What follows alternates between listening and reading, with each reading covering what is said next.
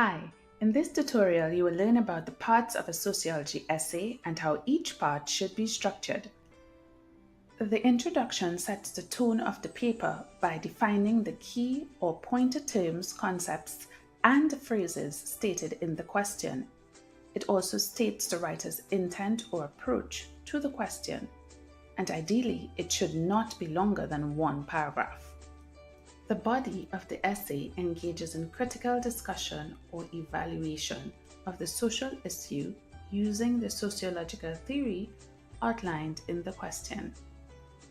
Your analysis in the body must include the strengths and weaknesses of the sociological theory as it relates to the social issue under discussion. Always include relevant, up-to-date statistical data on the society or social group under discussion. To summarize the body, remember, it engages in critical discussion of the social issue using sociological theory.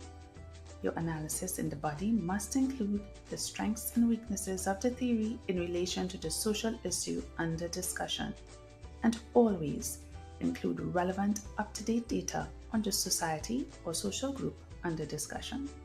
The conclusion, it's the icing on the cake.